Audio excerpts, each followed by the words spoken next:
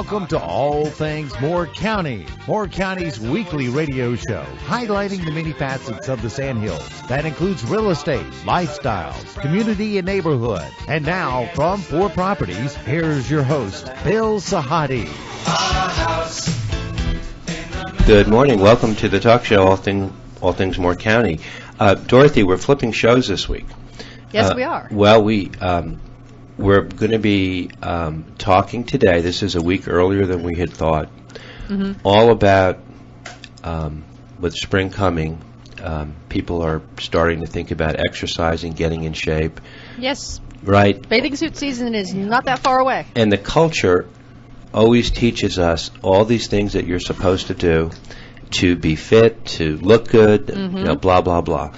And so the culture dominates so much of our media.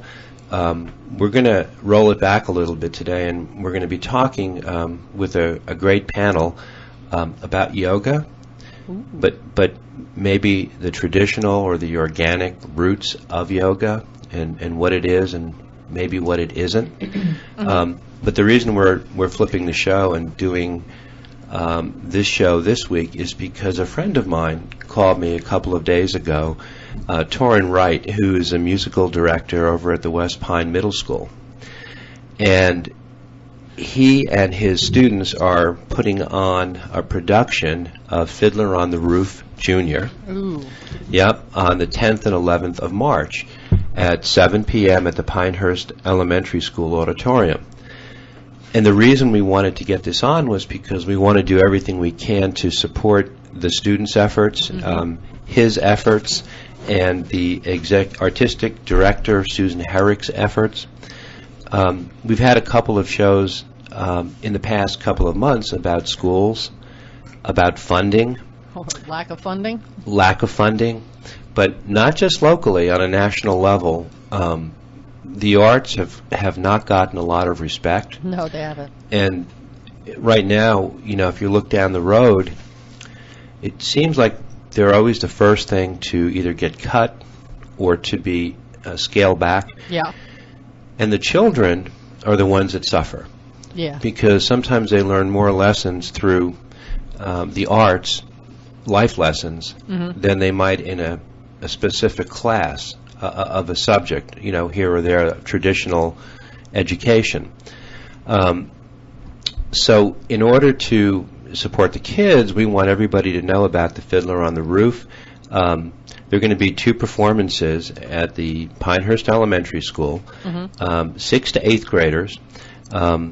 Fiddler on the Roof is a classic tale about faith, about tolerance, life lessons. It's got great music, too. Funny you said that. I could listen to Fiddler music all day. So just when you remember Fiddler on the Roof, do you remember Zero Mostel, or are you too I have young? A recording of Zero Mostel, but I actually saw Fiddler in Durham with Topol. Did you really? Yes, I did. Many years ago. So can you imagine middle schoolers having the maturity to pull off? That's a tough production. Right. I think it would be too. Torrin was so excited. Let's play a brief snippet from their website, because he's got, I think, 4 or 5 different songs from some of their practices. Yes. Let's just take a quick listen. Okay, here.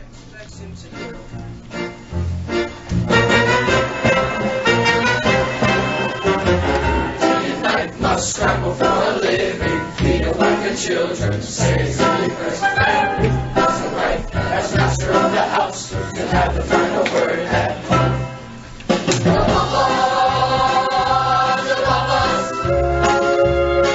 Tradition,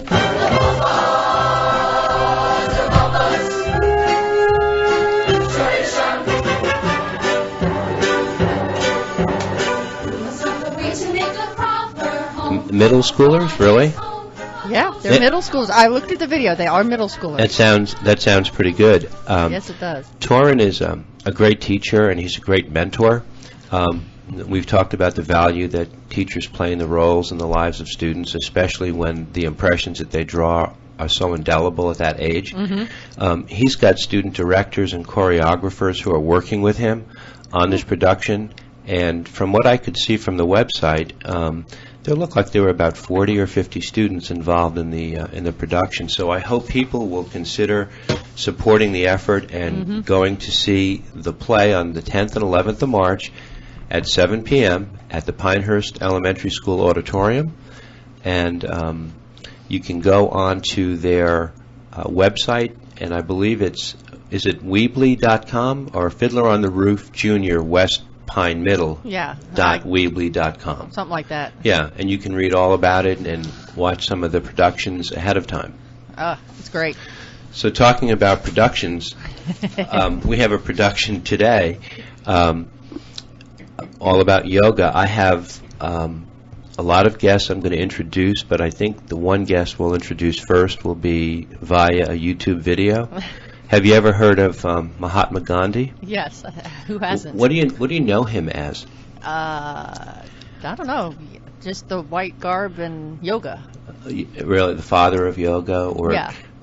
a type of thinking, a type of Yeah. a way of living, a way of being? Yeah, I guess that would be a good way to put it. So he decided to join us today. Oh, did he? Well, this is kind of where like L.A. meets traditional Eastern culture. Okay. And it kind of will talk a little bit about the culture wars we have in our country going on, and how yoga is sort of stuck in the middle of that. Okay. Why don't we play the video? Okay, here it goes. It's cute. All right, everyone, let's get started. Just choose a spot that feels right to you. Hello. Sorry, excuse me. Someone's gonna get close. I don't think I've seen you before. Beginners usually take a spot at the front so they can watch me. Oh, no. I'm pretty familiar with yoga. I'll be okay. Okay, well, if you need a block or a strap, you just let me know. Everybody's doing great. Gandhi, just toward the ceiling on that up dog, okay? Oh, do you mean my Urdhva Mukha Svanasana? No up dog. Don't worry, you'll learn the terminology. Gandhi, you gotta pick up the pace. You're not gonna burn any carbs. Would you stop looking at my butt? What? No, I didn't. I'm celibate. You're right, creep. You're doing great, but maybe next time try and wear appropriate yoga attire. Could maybe a lycra top. This is a traditional Indian dhoti. I spun it myself. Right. There's a Lululemon down the street. This is Coldplay. Yeah, this is definitely Coldplay. I'm on a juice fast, Oh, you're fasting. What for? To protest imperialism? beach season. Beach season. Let's keep it down. This is a place of quiet reflection. I'm pretty sure this is a crunch gym. There's a guy giving out sports drinks right there. You look thirsty. Are you kidding me? This is a Yankee Candle. Cinnamon bun. With all due respect, Mahatma, I am a certified yoga instructor. Oh, really? Who was your guru? Carl Smith. What an honorable yogi. I really want to try a Yoga Lattes class. Oh my god, that is so spiritual. Do you realize this is my actual religion, right? I will give anyone $10 if they can tell me who this is. Anyone? No, I didn't think so. It's Krishna, 8th incarnation of Lord Vishnu. Learn it. Why is it so hot in here? We're doing Bikram yoga. Well, you know, in my day, we did a traditional form of yoga, where the room was normal and you didn't sweat your balls off. You seem stressed. Just take a breath and flow your chakras down into your heart center. What? Never mind. I'm leaving. All of you. You don't know what that means. Okay, I love the beep outs. That was pretty good. Hey, I got to be careful. Let me introduce my panel. John Tampa is here, who has been a past guest on the show. John has been both a coach, a mentor, a counselor, an educator, and a yoga instructor currently. And he's being joined by a couple of his students who are here today. Haley Smith, she's a rising upper-level event rider, and Haley also rides horses and manages a large equine facility for performance horses here in the Southern Pines area, and originally from Sanford. Although there's nothing in your voice that tells me you're from the South, but I'm glad you could come, and Marilyn Goldschmidt is here, and she's a retired healthcare professional. Marilyn has used the practice of yoga to foster her own emotional healing and spiritual grounding, and she hopes to use her practice in the healing arts one day, and we're going to be talking about that. And a past guest who has been on the show, it's been a while though, Julie Tampa, who I think the last time, Julie, you were on, you were here as the marketing director at Phoenix Village. But that's not why you're here today, and the reason that you're here today is because you introduced me to John, and he's been trying to help me, which has been difficult, but he's we're all going to be talking today about our experiences, and John is actually going to lead the conversation. But you're also you took a 500-hour yoga teacher training with Rolf Gates, who's written a book on meditation, and it's something that you do as part of your everyday living. It's not something you don't go to the gym and punch your clock, and you just do it because it's the way you live your life. Yes. Yeah. Basically. Yes. If I'm not mistaken, a couple of years ago you were both on as instructors, yoga instructors, but right now it's not that you're doing it training-wise, but just for your own edification. Right, I'm not teaching right now. Okay, we're taking a break. Yes. Maybe we'll get recruit you again. Sure, you never know.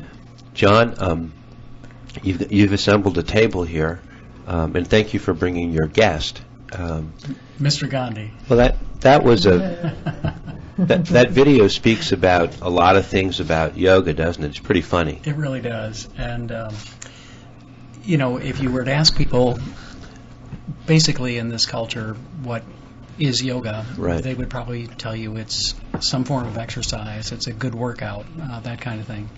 And that's not to diminish it. That is actually true. All of those things are true.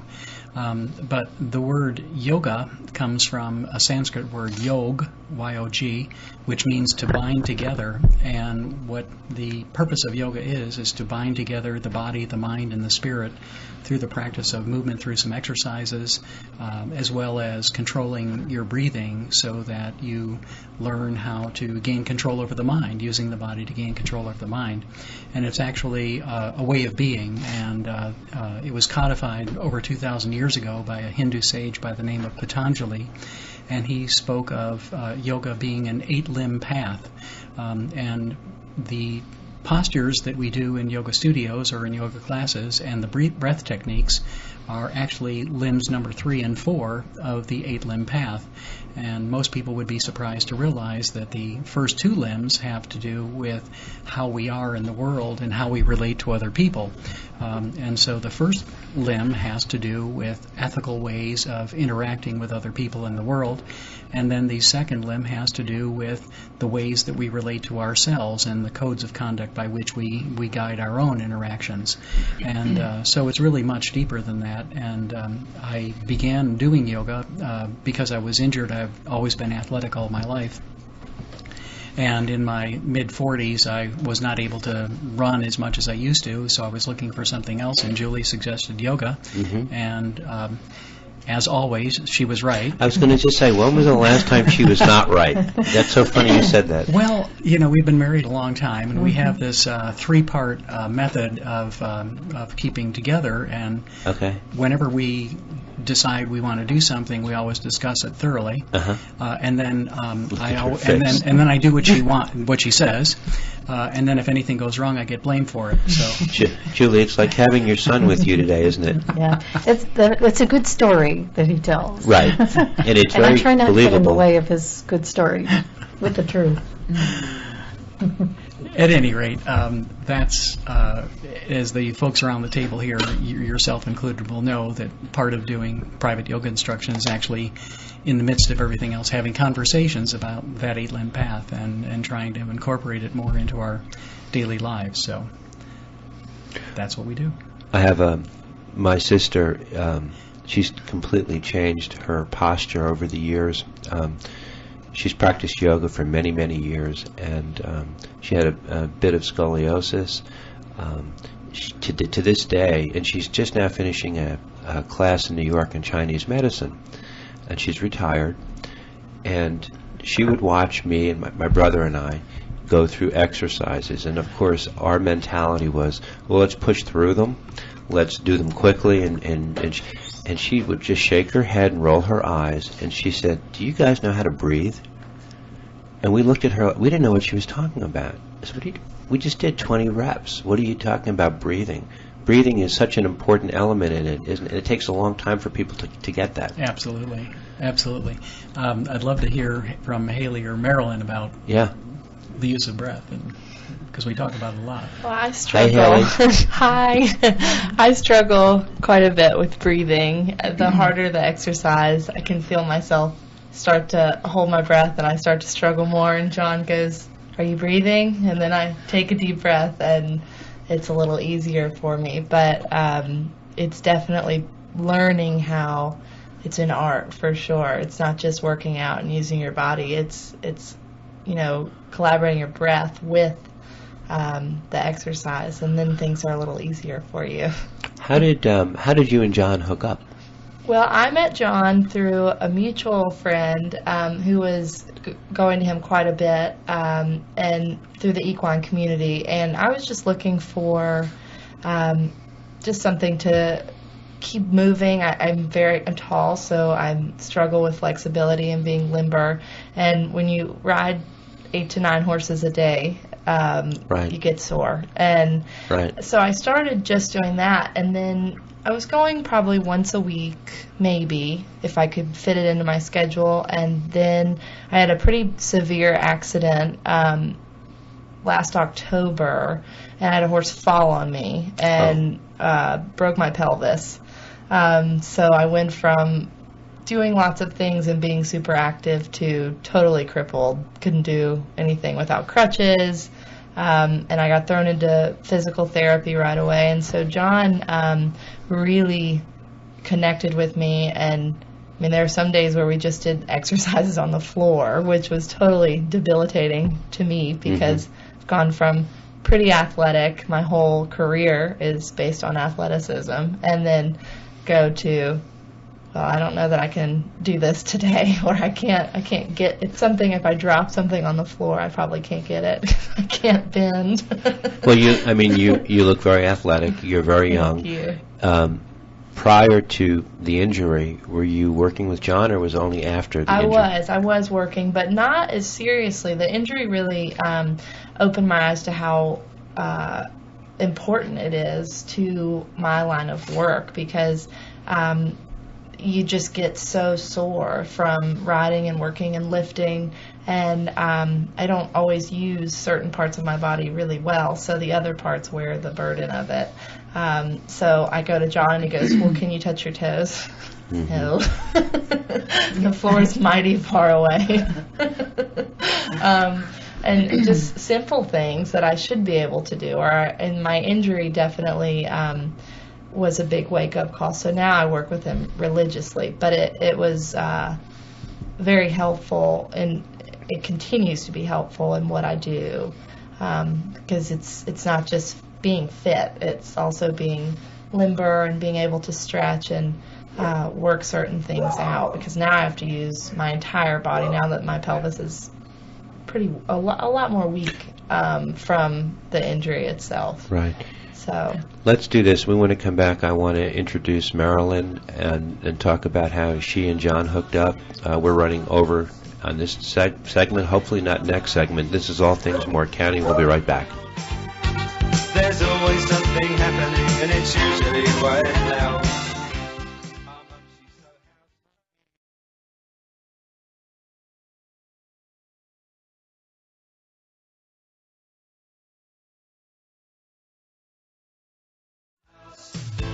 In the middle of our street, our house. In the middle of our... Welcome back to All Things Moore County.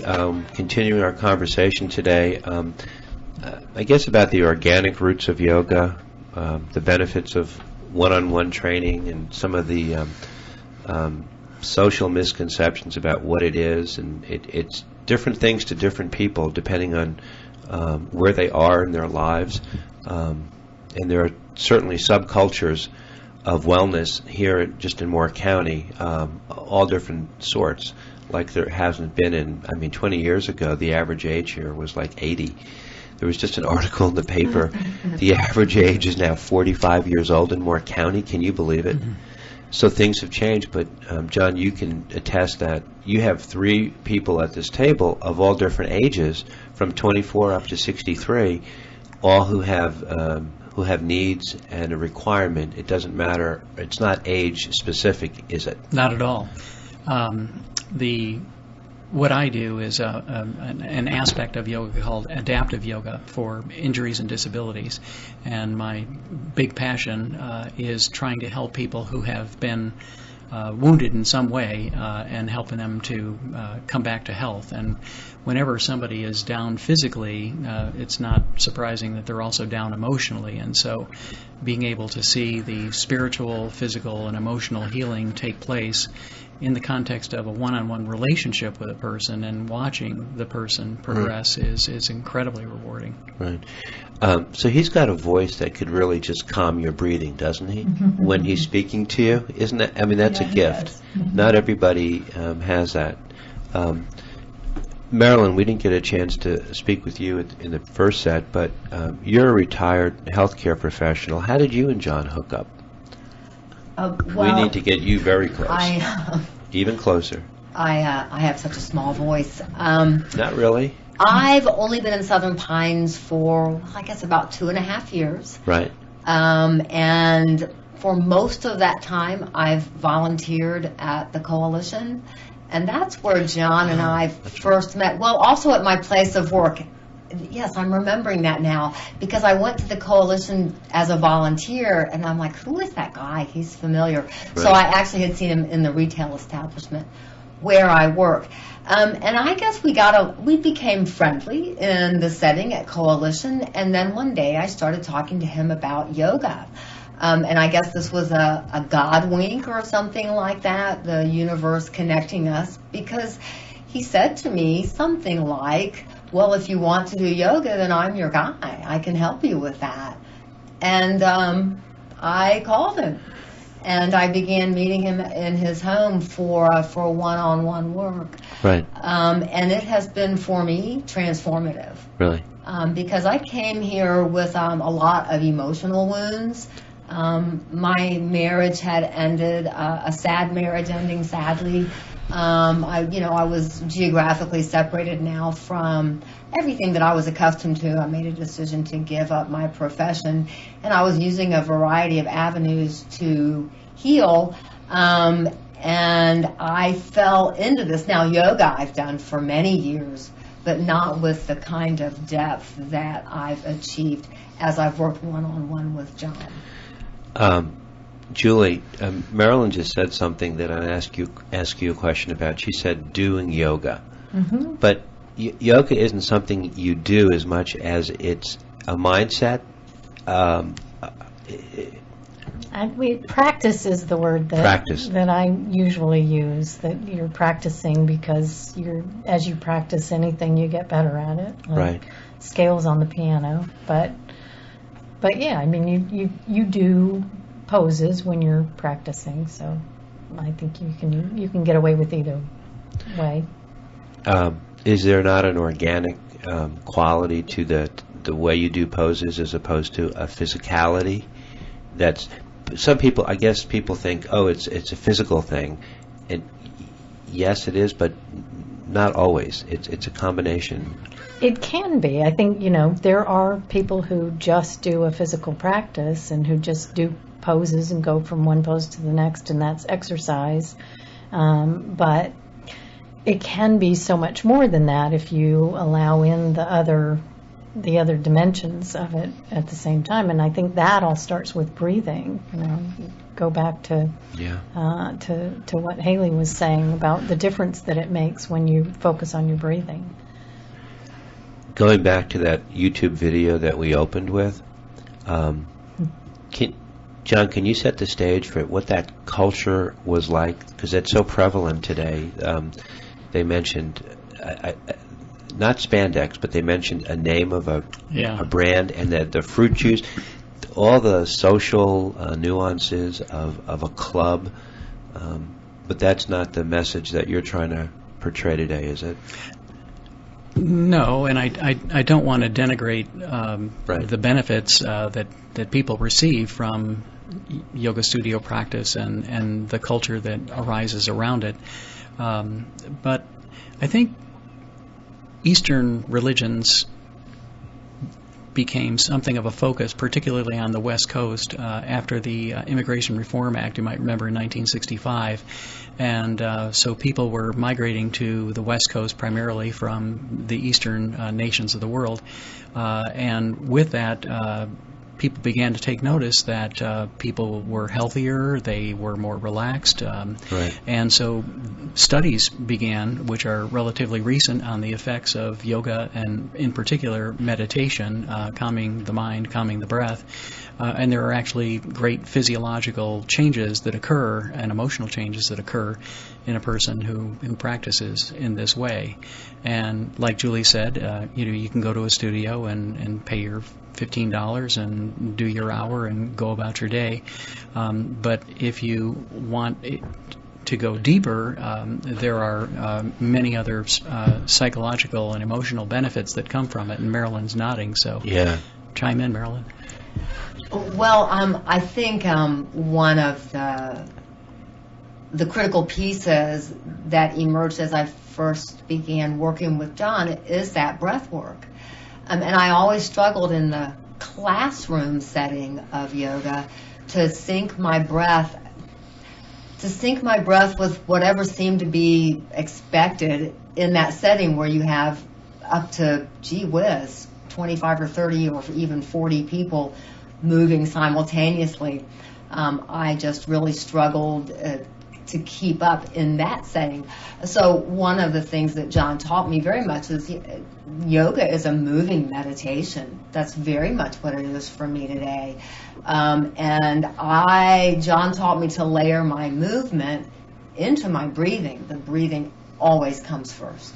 Is that why you described it as transformative for you? It has been for me, yes. In this period of my life, in the period of time I've been working with John, I think yoga has helped me stay grounded largely because of the physical practice. That did help me remain grounded. But as far as spiritual growth, just feeling peace within, it has been this...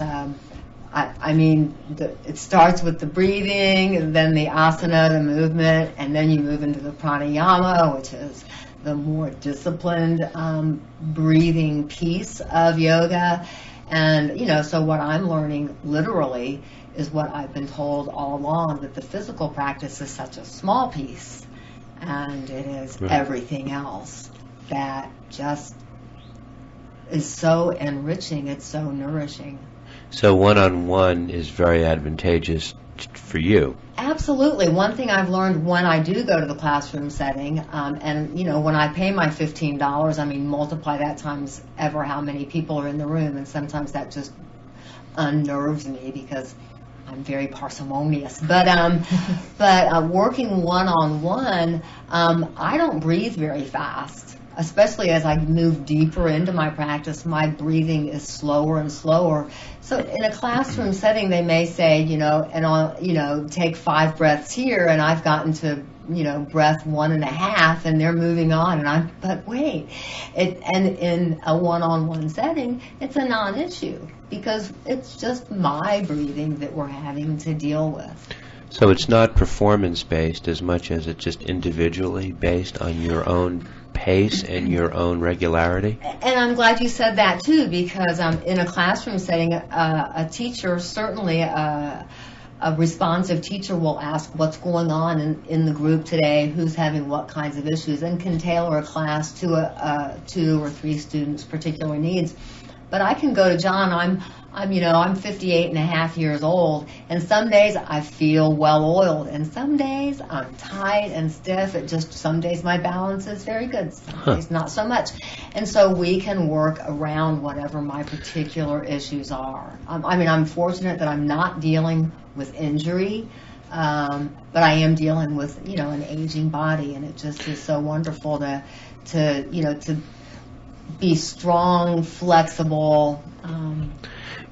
Haley, you don't have this problem, but Marilyn and I get up every morning, and we're like a 40-act play. We don't know what the day is going to bring until we wake up. And then, that expression, you dance with who brung you, right? John will walk in sometimes in the morning to see me, and he's like a walking MRI machine. He's trying to figure out before I tell him what's ailing me or what's bothering me, because he might have a plan for me until he talks to me, and then immediately he puts the papers down, and he just, you shoot from the hip. You have to. Adaptive, as you call it, right? And Haley probably has a lot to talk about with that, too. Does she really? Well, we work, so John sees me in the afternoon, and I break my work day up to come in, but I go to work before I see him and then right after, because I probably do anywhere between 14 and 16 hours during the day. Wow. So, and I'm usually late because something has gone on. We have 21 horses right now that I manage, and they are like people, and they have attitudes and opinions, and so, last week I came in and I was all psyched to do a pretty good, routine and really go at it pretty hard because I'm really trying to prep for my season. And my last ride before I got to John, horse got spooked, hit me right in the face. Oh.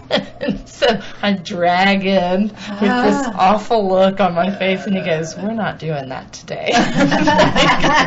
No.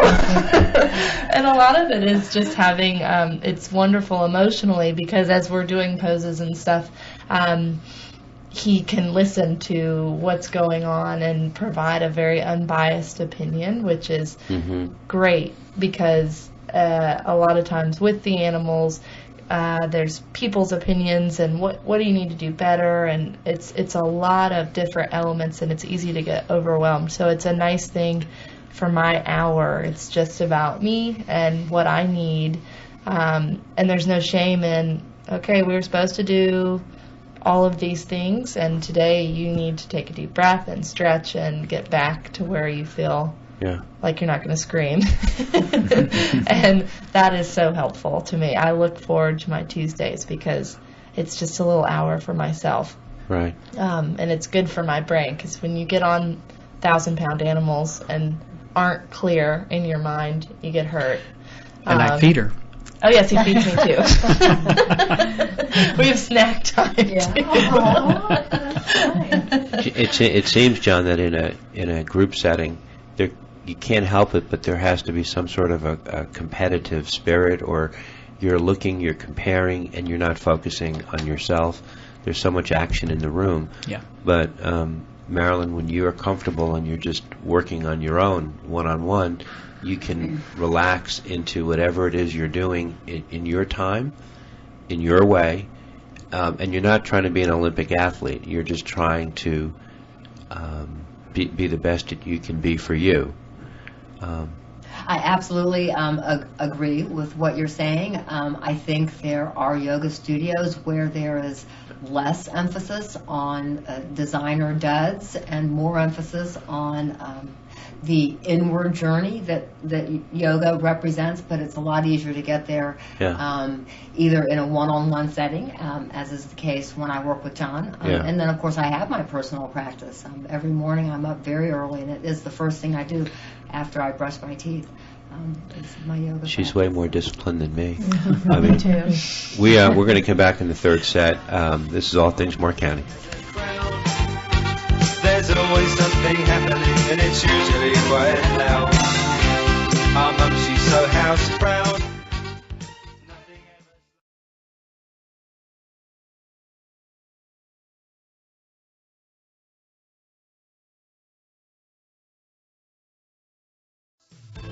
In the middle of our street, our house. In the middle of our house, it has a crowd. There's always something happening. And it's Welcome back. In our final set, talking all about yoga, listening to Haley and listening to Marilyn and to Julie. Everyone has a different relationship to the practice of yoga. In truth, John, with what you do with me, it's a combination of some yoga, some stretching, because I have, like I said, I'm a 40 drama play every other day. You never know what you're going to get. But surprisingly enough, yoga is way more physical than I thought, and it's even aerobic, which I never thought. And but there are certain moves that hurt, and you have to be careful. You just can't, produce. You have to do it slowly and organically, and yeah. And I think that's one of the other advantages of doing the work that I do, because before I begin work with people, and you might remember this yourself, I always do an intake questionnaire first to determine where the injury is, what movements hurt, what movements don't hurt, what feels safe, what doesn't feel safe, and then what's counterindicated, and then other medical conditions that the person might have that might preclude certain things. And then part of the creativity then is designing a program that can move a person toward increased health and wellness, working around all of that. So you have to know Haley very well. You have to know Marilyn exceptionally well.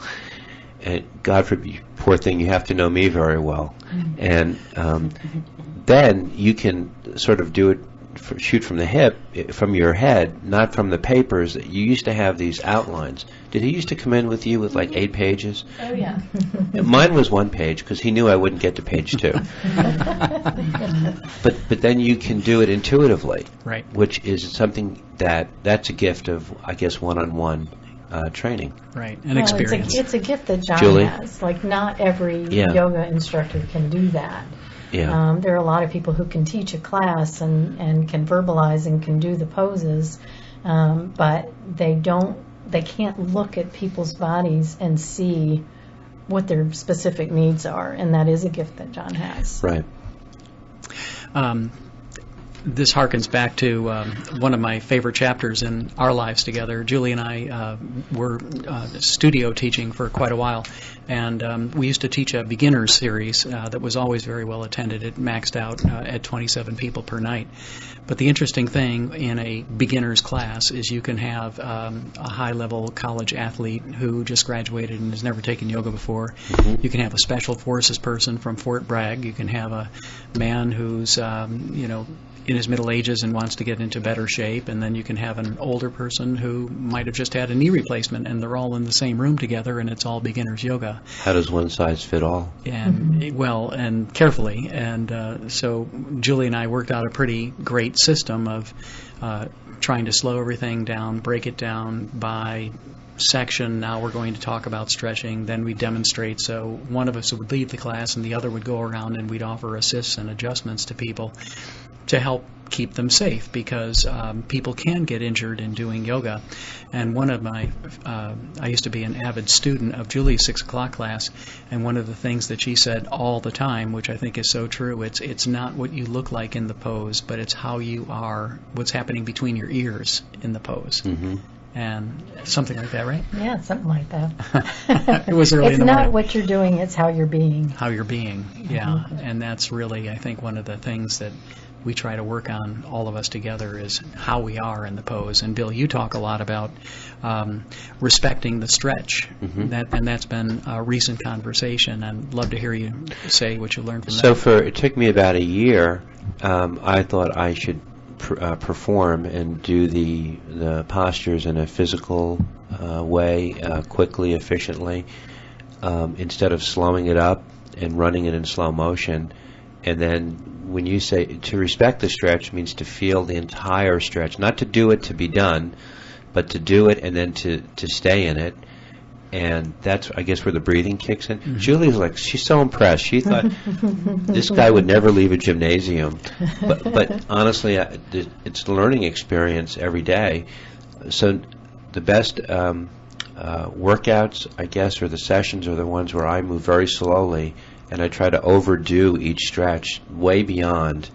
And I'm not in competition with anybody. I just want to feel better, and that expression, motion is lotion, keeps coming back. That if you just do it, you're going to feel more limber. You're going to feel, and your blood, I guess you kind of recirculate at the same time, so you feel more alive, more alert during the day. Yeah, there are mornings that I come in, hey, Bill, how you doing? And he looks at me and he walks out. Doesn't turn the car off. But, then when I go out the door, almost invariably you're smiling, right, and more limber and ready to go. And that's what we've, Haley and I have kind of figured out, because we do things differently according to her season.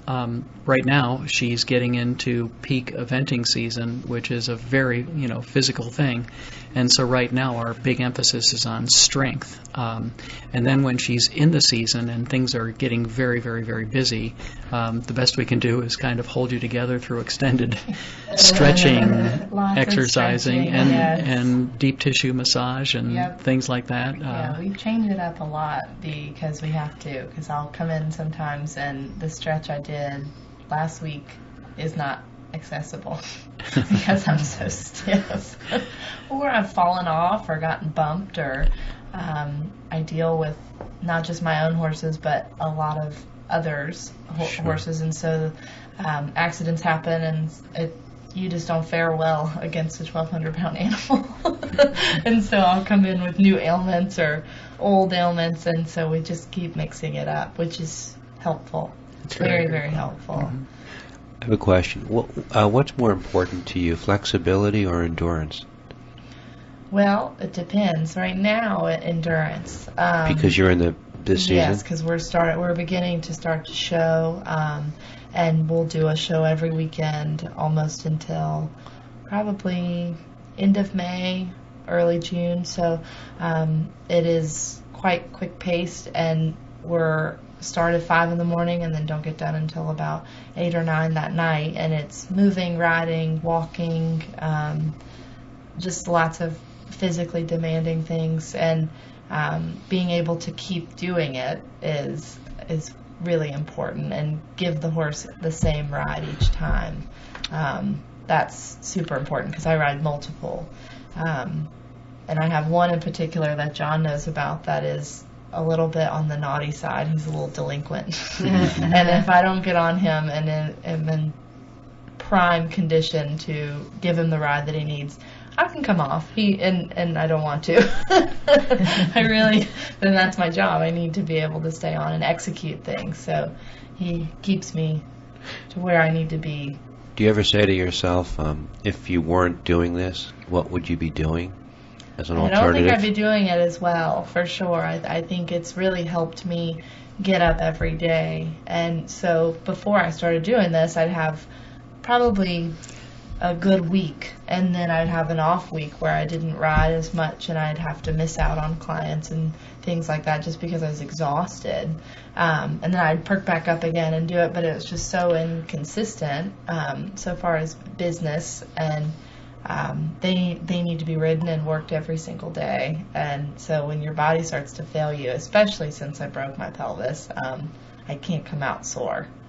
Because your balance really affects them. So yeah, my right side was pretty crushed when I got hurt, and so I started to sit off to the left. So John and I are, well, how do you sit on the horse? And, how do you do this? And you've got to, I bring in videos, and is that right? Oh yeah, we go to the drawing board because it's not just typical yoga. We have to get a little more creative, especially with my restrictions. But it's definitely a big part of my program. So, do you find that he's very sensitive to the areas that he can't work with that day?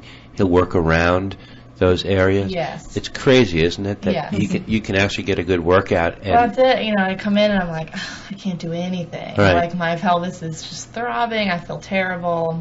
I'm gimping along into the house, and by the time I come out, I'm like, okay, that wasn't so bad. I feel okay. I'm revived a little bit, which is nice. It's a good help for me. And then I start to crave it more, and so then I start to stretch on my own. Do you do it every day like Marilyn? Yes, I do. Before I start in the morning, I just do make me look bad.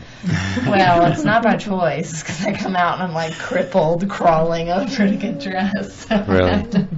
Yeah, it's hard on you. It's very, very hard on you. Bill, I have another good story I want to tell. Okay. So what first attracted me to Marilyn when I was working at the Coalition, I'm a screener, and so I see people when they come in and they tell me their story, and then I determine what help they need.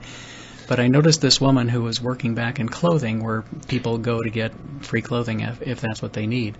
And they all want to look like her, very regal. Yes. Right? Highly statuesque.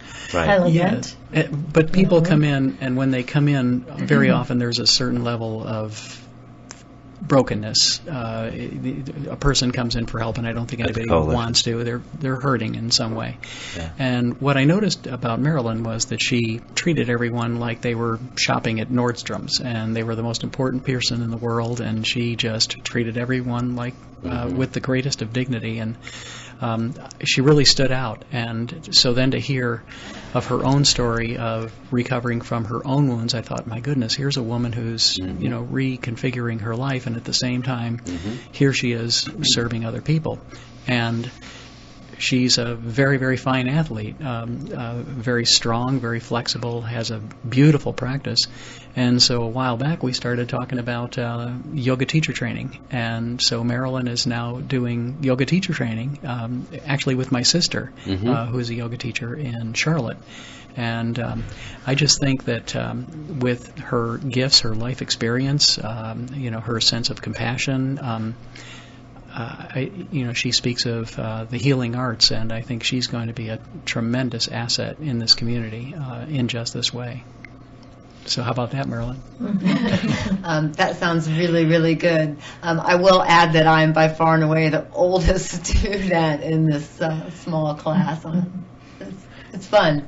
But where do you feel like you stack up with the youngsters physically? Oh, that's right. Well, when it comes to physicality, I would say I'm number 2. Wow. There's a young lady who just is physically so beautiful, so exceptional. But with John's help, I'm really, pretty strong, pretty flexible. So that's kind of fun. With the training that you're doing, when the training is over, what are your plans to utilize it for?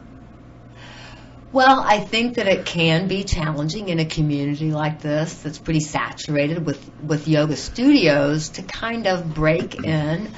So I'm not sure what kind of marketing I would need to do, but I think I'm looking for opportunities to teach so that in the classroom setting, so that people perhaps see my face and see the way I practice. And then I might call out a few people who would be interested in seeing me one-on-one. I hope that might work out. Okay, so I can give you some very encouraging words. I'm in a business where it's saturated with people, and you can only talk to one person at a time. It's impossible to have 3 conversations at the same time, one at a time. And one-on-one, eyeball to eyeball, you put blinders on and you just do what you do to the best of your ability every day. You don't have to worry about the multitudes. People will find you. Trust me, that is true. Those are very encouraging words. I'm grateful for them. They're very true. But having John as a teacher, or as a mentor, do you see yourself in the same vein as he is? Because you're going to be teaching. And he's a pretty good role model. He is a wonderful role model when it comes to really healing. In my case, more emotional wounds. Some of my service work in the Southern Pines community includes working with women who have emotional trauma, really difficult lives, difficult situations. Sure. And I'd be interested in working with those kinds of groups, one-on-one or maybe 1 to 2 or 3, Yeah. to see where yoga might fit into their particular forms of recovery. And it goes back to endorphins. If you just are exercising, you're going to feel better, right? Yes. It's very simple, but with yoga, it's maybe it sticks more. I'm not sure, but there is a definite sense of well-being, right, Haley? That you, Yes. the days you walk in and you're not so happy, and you walk out and you feel a little bit better, or better than you thought you might. Absolutely. It definitely keeps me coming back, and Yeah. I am not the best. I'm not the most loyal exerciser. I get really pumped up, you know. You went to my school. Good for you. I'm terrible. You know, I get really pumped up, and then I get sore, and then I don't want to play anymore. and then it goes back to the group classes and stuff. I'll go, but I cheat a little bit. And with John, he'll kind of look back and go, "No, you're not doing that right. It's supposed to hurt more." And so it's good. It really is helpful, but it definitely is worth coming back, and it gets you over that hump. Yeah. So I feel like people that need to be active and need it in their lives get on this kick of, I'm going to go be active, and then it sucks for a week, and then you lose it. And if you can just get through that, it's addictive. You want to come back. I look forward to my Tuesdays. We can't thank you guys enough, Marilyn, for coming in, and Haley. John, you've got to feel pretty good about some of your students.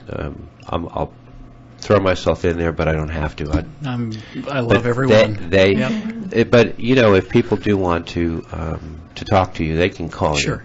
you. Yes. Where can they reach you?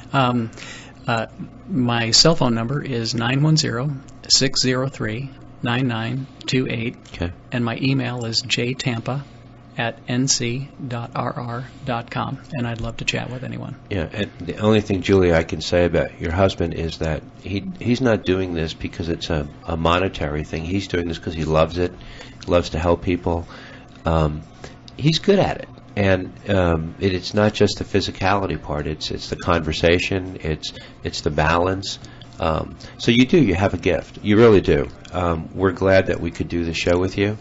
And Marilyn, thanks for coming. You were great. Not surprised. Haley, thank you so much. 24, I'm so jealous. And Julie, it's great to see you. Everybody have a great week. Thank you. Thanks. Father gets up late